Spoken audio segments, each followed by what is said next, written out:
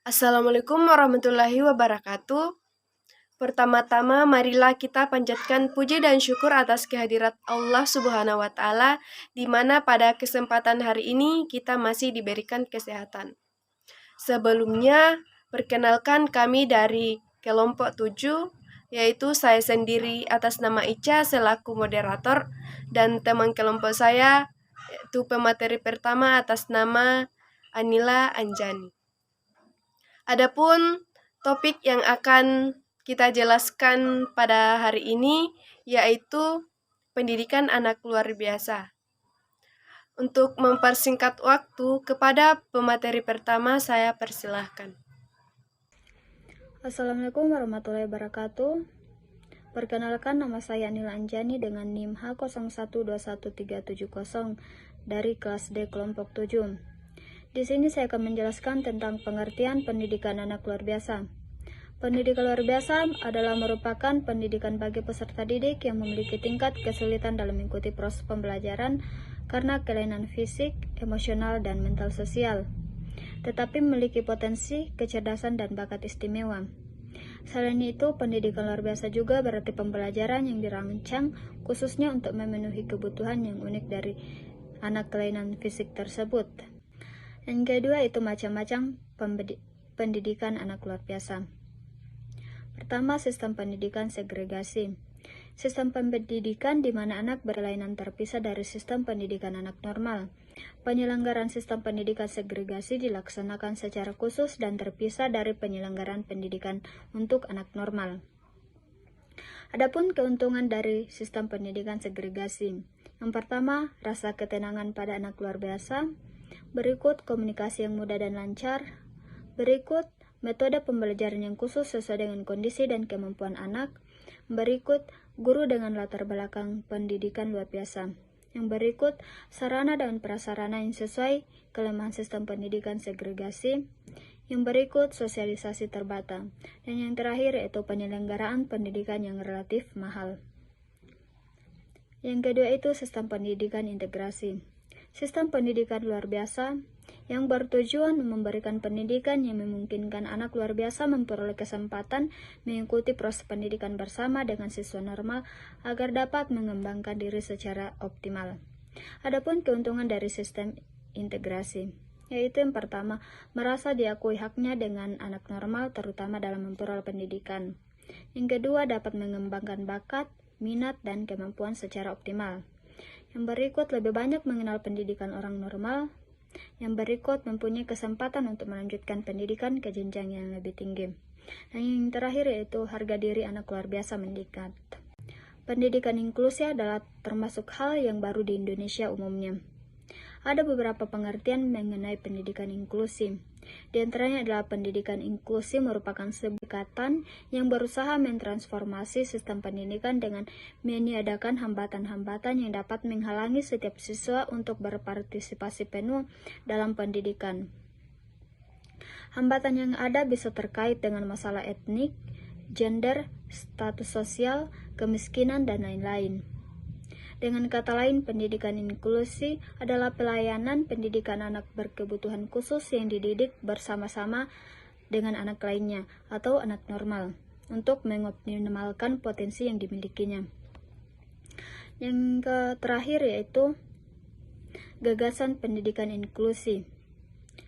Sekolah inklusi adalah sekolah reguler yang mengkoordinasi dan mengintegrasikan siswa reguler dan siswa penyandang cacat dalam program yang sama. Dari salah satu jalan untuk menyiapkan pendidikan bagi anak penyandang cacat adalah pentingnya pendidikan inklusi, tidak hanya memenuhi target pendidikan untuk semua dan pendidikan dasar 9 tahun. Akan tetapi lebih banyak keuntungannya, tidak hanya memenuhi hak-hak asasi manusia dan hak-hak anak, tetapi lebih penting lagi bagi kesejahteraan anak. Karena pendidikan inklusi mulai dengan merealisasikan perubahan keyakinan masyarakat yang terkandung di mana akan menjadi bagian dari keseluruhan. Dengan demikian, penyandang cacat anak akan merasa tenang, percaya diri, merasa dihargai, dilindungi. Inklusi terjadi pada semua lingkungan sosial anak, pada keluarga, pada kelompok teman sebaya, pada sekolah, dan pada institusi kemasyarakatan lainnya. Sebuah masyarakat yang melaksanakan pendidikan inklusi berkeyakinan bahwa hidup dan belajar bersama adalah cara hidup, way of life, yang terbaik, yang menguntungkan semua orang, karena tipe pendidikan ini dapat menerima dan merespon setiap kebutuhan individual anak. Dengan demikian, sekolah atau pendidikan menjadi suatu lingkungan belajar yang ramah anak-anak. Pendidikan inklusi adalah sebuah sistem pendidikan yang memungkinkan setiap anak penuh berpartisipasi dalam kegiatan kelas reguler tanpa mempertimbangkan kecacatan atau karakteristik lainnya. Terima kasih, sekian pemaparan materi dari saya kembalikan kepada rekan saya. Baik, saya akan melanjutkan materi selanjutnya, yaitu sejarah perkembangan pendidikan anak luar biasa. Para ahli sejarah pendidikan biasanya menggambarkan mulanya pendidikan luar biasa pada akhir abad ke-18 atau awal abad ke-19. Di Indonesia dimulai ketika Belanda masuk ke Indonesia pada tahun 1596 sampai 1942, di mana dengan memperkenalkan sistem persekolahan dengan orientasi barat untuk pendidikan bagi anak penyandang cacat, dibuka lembaga-lembaga khusus. Lembaga pertama untuk anak tunanetra, tunagrahita tahun 1927, dan untuk tunarungu tahun 1930. Yang ketiganya terletak di Kota Bandung. Kemudian, adapun pasal-pasal yang melandasi pendidikan anak luar biasa. Yang pertama yaitu pasal 1 ayat 18. Wajib belajar adalah program pendidikan minimal yang harus diikuti oleh warga negara Indonesia atas tanggung jawab pemerintah dan pemerintah daerah. Kemudian yang kedua yaitu pasal 4 ayat 1. Pendidikan diselenggarakan secara demokratis berdasarkan hak asasi manusia, agama, kultural, dan kemajemukan bangsa. Kemudian yang ketiga yaitu pasal 5 ayat 1.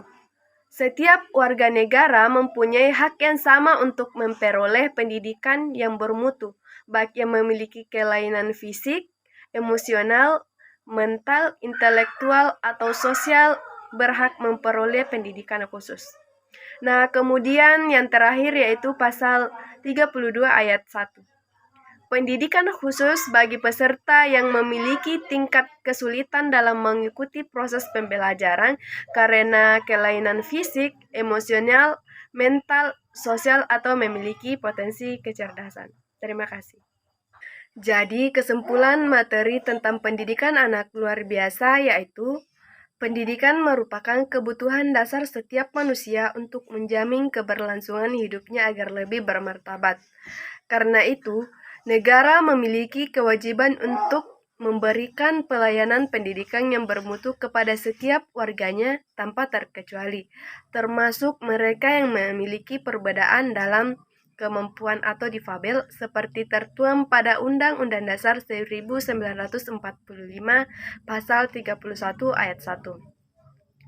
Namun, sayangnya sistem pendidikan di Indonesia belum mengakomodasi keberagaman sehingga menyebabkan munculnya segmentasi lembaga pendidikan yang berdasar pada perbedaan agama, etnis, dan bahkan perbedaan kemampuan baik fisik maupun mental yang dimiliki oleh siswa.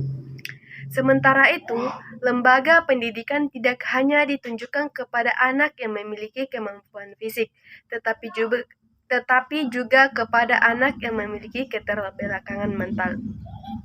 Nah, demikian materi kami. Terima kasih. Wassalamualaikum warahmatullahi wabarakatuh.